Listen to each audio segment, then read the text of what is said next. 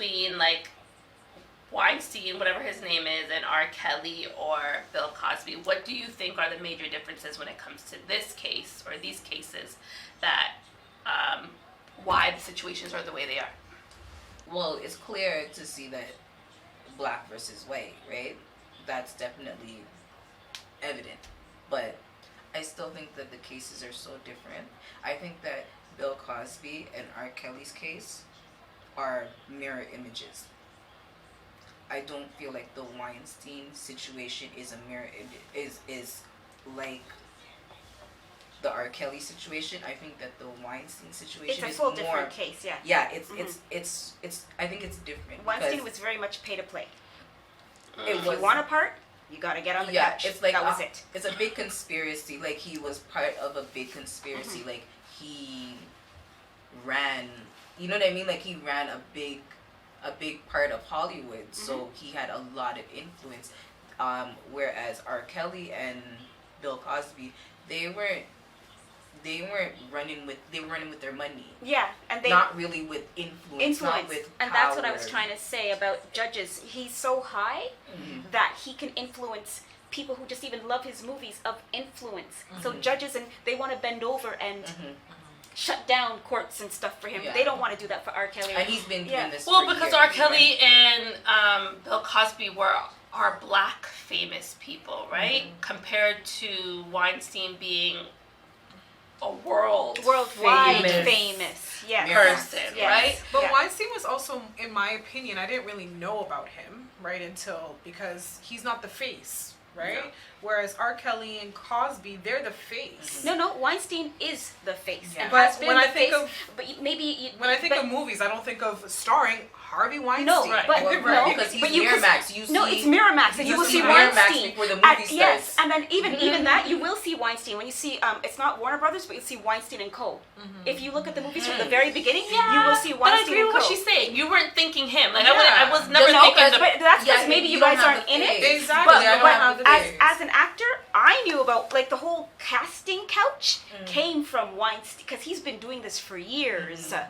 And so I remember when I was acting full time, my friends would be like, "Don't end up on the casting couch, please." Yeah. That's because of him. That's what I'm saying. That whole casting couch thing came from his generation and time. Wow. That's why it's a big thing. It's just that you don't associate his face with it, but if you wanted to get into any sort of, not just actors, but any sort of making that movie and you're a female, you better watch out. So do you think that he will get jail time? Yes. I have no idea. I think so. I'm hopeful, but I think he's still that influential that he can probably either bribe or sweet talk or something. I don't know. I think he'll get jail time, but it'll be a really nice jail. Like Like just hold Martha in jail with an ankle Martha bracelet. Stewart You know, like type a of jail. That's what Cosby wanted, but I don't know. No. I'm surprised that Cosby's still even alive. I'm surprised that he got. And I mean that in the sense of like, because you could be in those situations and just give up on life, right? Yeah. I understand that the cases are completely different, and that if we go through case by case and go through a fine-tooth comb, obviously they're very, very different. However, the tonality between the two, right? Because at the end of the day, both parties or three parties, the underlying theme is that they, hurt and destroyed lives, especially the lives of women, right? But the tonality of what's going on with his case, Weinstein, versus how when it was two black men, how they were very quick other than R. Kelly, because he's a separate case. R. Kelly's separate, but even Bill Cosby's not the same. They were very quick to demolish everything. They were, but some of the women were consensual. I think he deserves it, though. And that's for debate. There's some people who deserve it, who believe that he deserves it. There's some people who don't, because we know. I miss the Cosby shows.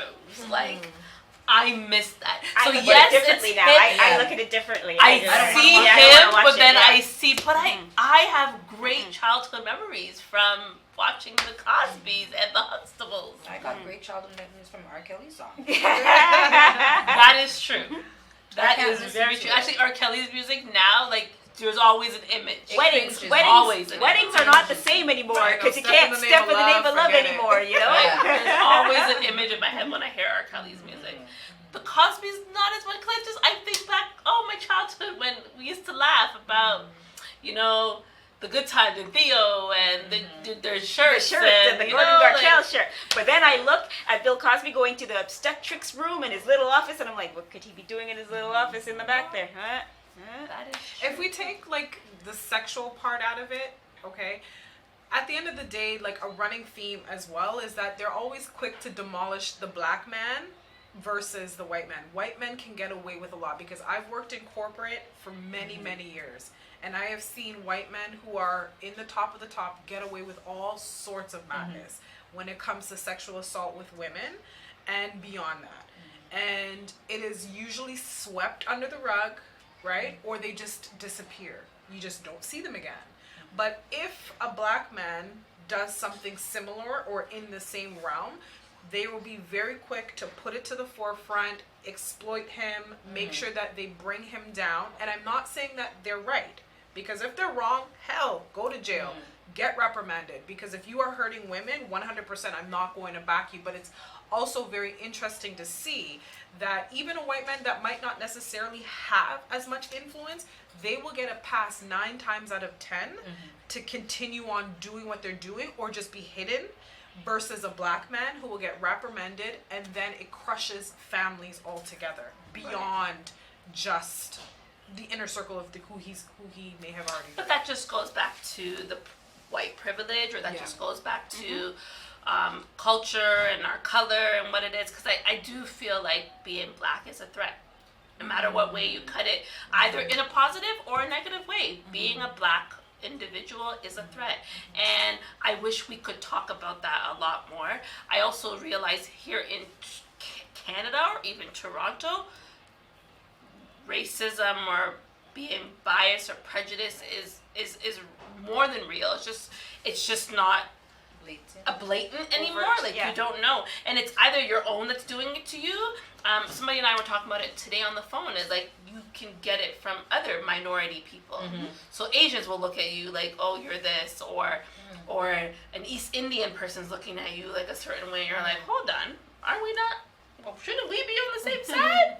People still don't sit beside me on the subway. They don't. It doesn't matter how packed the subway is. Okay, I felt that happened to me. Happens to me, and sometimes I'm like, what? Is it because I smell? Like what? No, that's your black girl privilege. Enjoy it. Right. Don't sit beside me. Now it's time to manspread. You know what I mean? I always know. Like I'm just saying, when somebody does say, excuse me, I say, oh.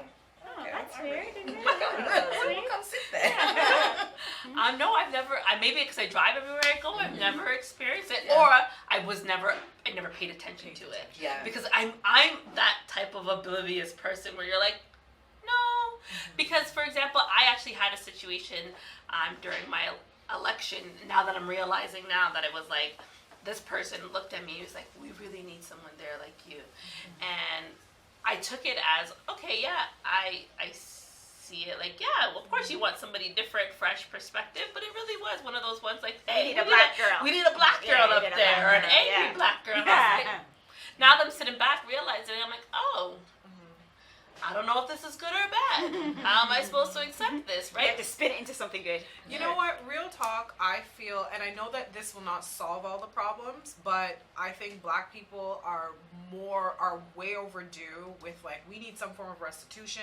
We need something. Because the fact that our community also hasn't been able to build, that too has put us back.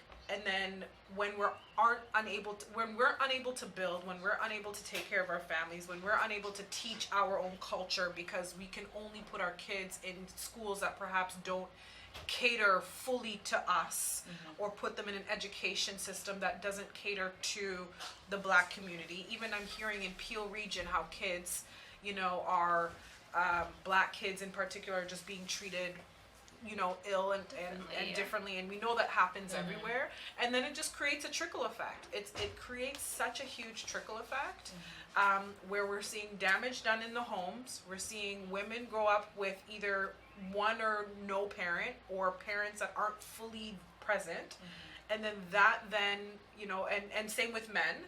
And that then spears into things like violence, that spears into things like mental health issues, and stuff that goes back to what we were saying with coping. How do you cope with that? How do you move forward in life? and try to better yourself when you have so many odds against you, because there's a system underneath it that is not meant to take care of any of us. I don't even think people look at our shoes in that way, though. 100%. Like, I don't even think they sit back and say, maybe they are acting this way because of A, B, C, D, and the list really goes on for us. Like, it's such a long list. And that we're not just erratic, or we're not just violent, and all those type of things, because a lot of the times that the points or the fingers that we get pointed at us are not even really who we are. Like, for example, the black men are, a lot of them are locked up for things that are like minimal First or minor. offense weed. Stuff like that. Right. And now weed is legal. What are you going to do with all these black men Right. that were And incarcerated who's 20 years getting ago? the first dibs Yeah. to get their spots down on Queen Street Yeah. West? It's Yeah. sure as heck not us. Yeah. Right. And then on top of that, and then you think about the news lately and how many times there's been a school shooting, or this is not happening in Toronto, but school shootings or mass things. Like just yesterday, there was Synagogue. a synagogue shooting, right? Really? And to be honest, the person didn't look like me. So it's very interesting how we are targeted as the aggressor. But you know who But has we're it? not. You know who has it almost as bad? The Muslims. Yes. For being painted in a picture that may not necessarily be who they are. It's not who they are, but unfortunately, there's a whole committee of people that are Muslims, and they're ISIS, and they're like There we don't are. have a There whole are. section of like black people that are just being reckless. And then I don't find that Muslims have other Muslims pointing the finger at them saying, you guys are the ones that are making us look bad. You know what I mean? But we have those black people that say, Oh, well, in that that's way. That's the type of black person that makes making us You look bad. mean like a Bill Cosby shaming us versus No, just everybody else. Like, just within our own community. Like, we just have no, so like much. do you remember Bill Cosby? Like 10 years ago, he would do his speeches at schools and be like, "Pull up your pants. This is why black people are the way they Exactly. are." And Exactly. now you want us Exactly. to come save you. Bill Cosby admitted to doing what he did. He admitted about the Quaaludes. He admitted to calling them thigh gappers. He admitted to giving these women these drugs. How can I feel bad about I feel like you deserve to be dragged through town hall. I don't care if you're green, yellow, I don't care what color. You deserve it because you thought that you were so above everybody else that you could do whatever you want. And no matter what color you are, you can't do that. And it happens a lot with black men who reach a certain level of success. That's why lots of them want a foreign girl on their arm. You know what I mean? That's success. They want a foreign girl on their arm, a foreign car they're driving. They're wearing a suit by a foreign designer. Like, black is not good enough for you now. You know what I mean? Right. Now compare Bill Cosby, who I believe he dealt with women from all different races, compared to R. Kelly, who deals primarily with black women, and see how they were quick to reprimand Cosby, take away all of his accolades, remove his star, everything.